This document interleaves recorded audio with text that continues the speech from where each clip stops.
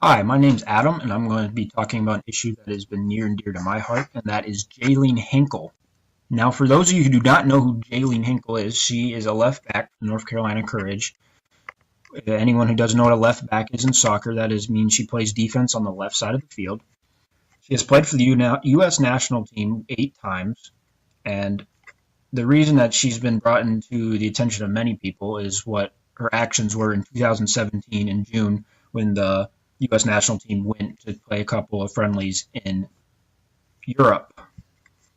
Now, for those of you who do not know that June in America, June is considered Gay Pride Month, and just as any other month, such as Black History Month, people take it very seriously. So the U.S. national team thought it was a good opportunity to show their support of Gay Pride by having their jerseys donned with the rainbow flag, where the numbers on the back of the jerseys would be of the rainbow flag colors in the LGBT flag.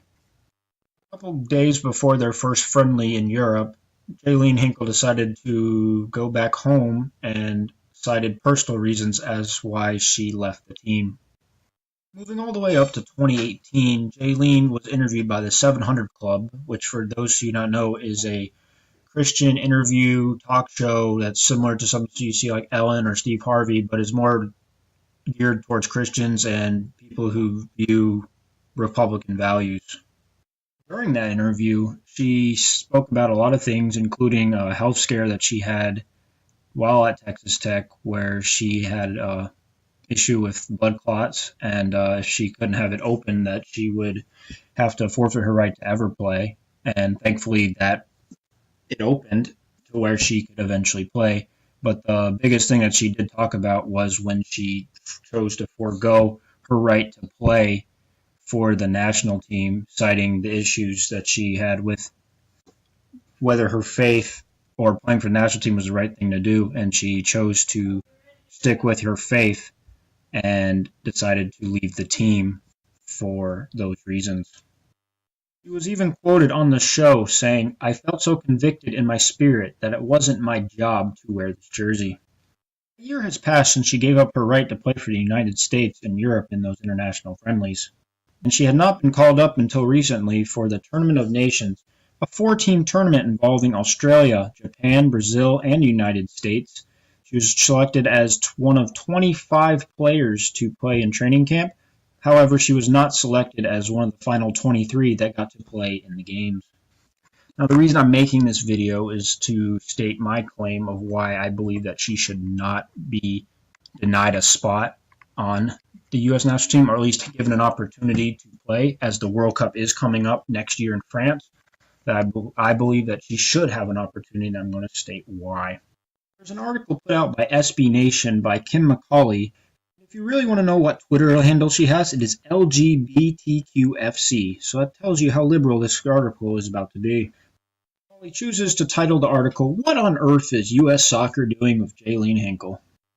And I'll tell you this, if you ever wanted to read an article that was pure contradiction to your personal beliefs, well, this is an article for you. I have to say, though, Kim McCauley did offer some very valid points, and those points were that Hinkle is the best left back that the United States can bring in.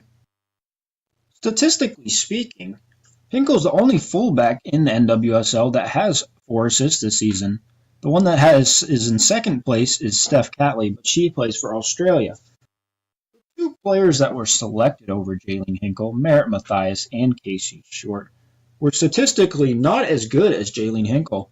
Jaelene Hinkle beat them in interceptions per 90 minutes, successful tackle percentage, crossing accuracy, successful dribbles, and final third passes per 90 minutes. All statistical categories that matter when selecting an outside back who can push up the field on offense and make successful plays on defense. McCauley then goes on to speak about how the U.S. soccer has, between its history of fielding gay players and desire to make money, would really like to sell some pride merch and appear supportive of the LGBT community. So does that mean we're supposed to exclude the members that are not LGBT or do not support the LGBT community?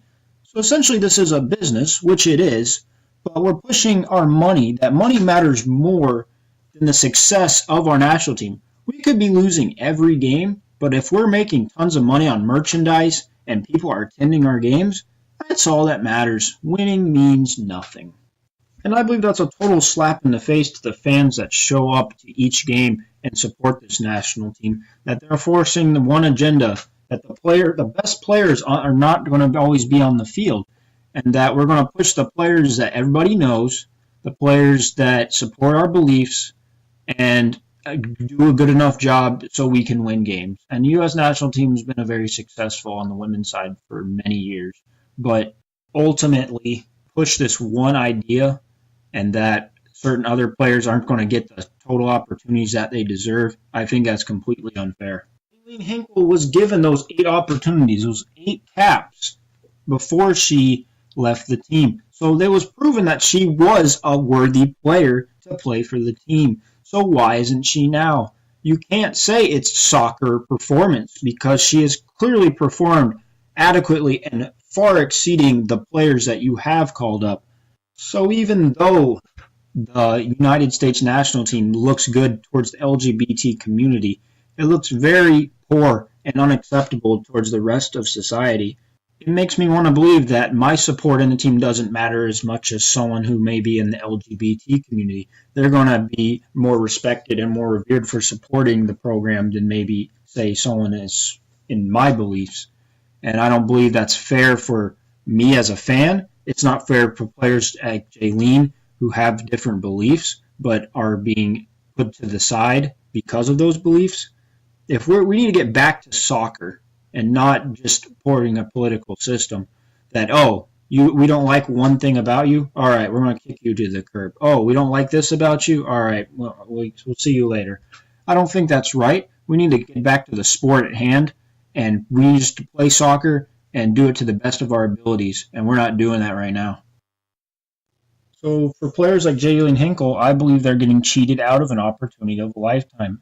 Every girl playing soccer growing up in the youth levels dream of that opportunity to play for the women's national team, and when they get there, it comes as a rude awakening that the dream that they had is not really the dream they always thought it would be. It's something different, and that's a disappointing thing for a lot of players who want to play for this team.